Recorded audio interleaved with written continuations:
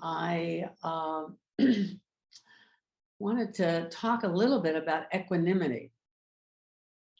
We're in a period of great change, terrifying change, really. Climate change, the pandemic, hurricanes, floods, fires, tornadoes have all become commonplace. And we also have to deal with personal change, old age, sickness, and death. So here in California, we have lots of fires. I think you have fires in Colorado as well. In New Jersey, we have floods, terrible floods from Ida. There were more people killed in the state of New Jersey by the flood than in Louisiana or Mississippi. There was one really horrible story of a young father who went outside to shore up something during the storm, got sucked into a sewer and drowned in the sewer, and then washed out into somebody's basement. So the family found him in their basement in the morning. It's just terrible. So next week is the equinox, September 22nd, a day when dark and light, night and day are equally balanced. Always reminds me of how important balance is in our lives and so difficult to maintain. I've spent most of my life trying to balance practice and family, and I never felt like I got it right, but that I just kind of lurched along, doing practice, doing family, doing practice and family. The equinox, or balance, is related to equanimity. Equanimity is one of the 4 immeasurables. The other 3 are love, compassion, and sympathetic joy. These are all qualities of the Buddhas. These qualities are all developed through steady practice, and they are all boundless, extending throughout time and space. Equanimity, balance, groundedness, provides the base for the others. A definition of equanimity by Thanissaro Bhikkhu says that it is even-mindedness in the face of every sort of experience, regardless of whether pleasure, pain, or anything else are present or not. Bhikkhu Bodhi says that this state of equanimity manifests as a balanced reaction to joy and misery, which protects one from emotional agitation.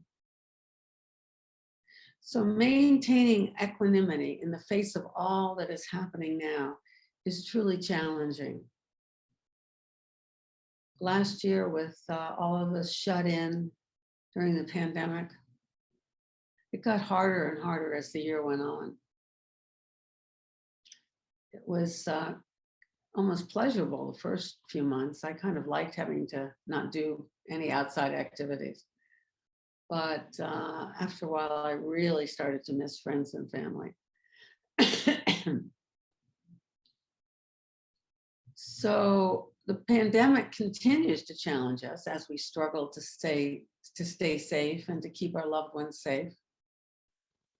The prospect of fires and floods frighten us. Equanimity implies we have the ability to stay balanced no matter what life throws at us. Bernie Glassman used to teach this by using the example of that toy, that blow-up toy that you could knock it over and it would bounce right back up again, and you knock it again and it would bounce right back up, kind of like I think usually it was a clown figure. And he said that's what enlightenment is like. It's not that you don't get knocked over by life, but that you can pop back up. So developing equanimity in this time of great change is a really important part of our practice.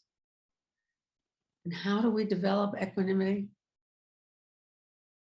First of all, there is the importance of meditation practice. Regular meditation practice provides several steps toward equanimity. Over time, meditation practice breaks down our protective barriers, allowing us to be more vulnerable, more open. We peel the onion.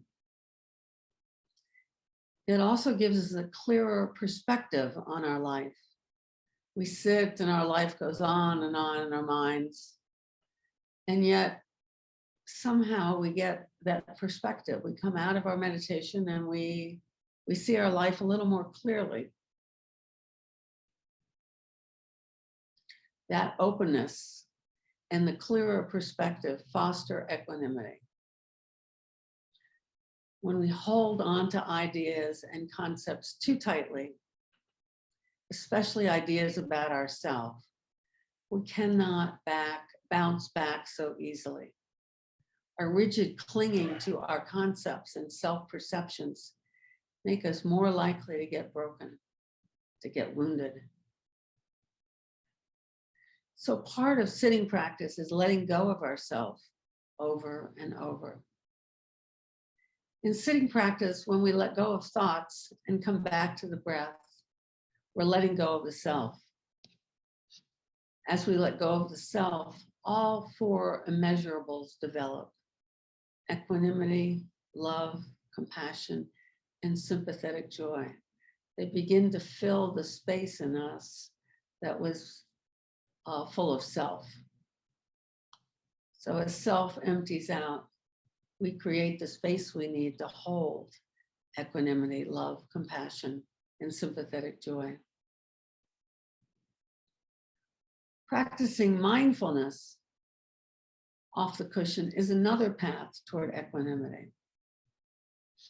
Joan Kabat-Zinn defined mindfulness as paying attention in a particular way, on purpose, in the present moment, and non-judgmentally. So paying attention to what is happening in the present moment with a non-judgmental attitude is a kind of practice that develops equanimity. Mindfulness emphasizes the ability to remain consciously aware of what is happening in the field of experience. An attitude of non-attachment and non-resistance. The more we practice mindfulness, the more equanimity grows. We become familiar with all of our reactive thoughts, and we slowly stop judging ourselves and others. Judging ourselves is particularly problematic because the harder we are on ourselves, the harder we are on everybody else.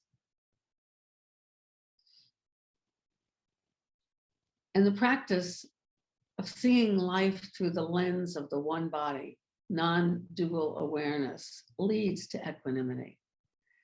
This is really the most important and the most advanced practice. Really recognizing that all is one allows us to relax into whatever is at the moment. There may be floods or fires, and we may be afraid. Certainly we're afraid. But at the same time, we can bounce back quickly and take care of what needs to be taken care of. This is a great gift to others around us. They see us holding the space, even through our fear, and they're raised up. They feel braver. So I wanted to share with you a poem by Mary Oliver that I thought was a good example of equanimity in the face of unexpected danger. This is called the Alligator Poem. I knelt down at the edge of the water, and if the white birds standing in the tops of the trees whistled any warning, I didn't understand. I drank up to the very moment it came crashing toward me, its tail flailing like a bundle of swords slashing the grass, and the inside of its cradle-shaped mouth gaping and rimmed with teeth. And that's how I almost died of foolishness in beautiful Florida. But I didn't. I leaped aside and fell, and it streamed past me, crushing everything in its path as it swept down to the water and threw itself in. And in the end, this isn't a poem about foolishness, but about how I rose from the ground and saw the world as if for the second time, the way it really is. The water, that circle of shattered glass, healed itself with a slow whisper and lay back with the backlit light of polished steel. And the birds in the endless waterfalls of the trees shook open the snowy pleats of their wings and drifted away. While for a keepsake and to steady myself, I reached out. I picked the wild flowers from the grass around me, blue stars and blood red trumpets on long green stems. For hours in my trembling hands, they glittered like fire.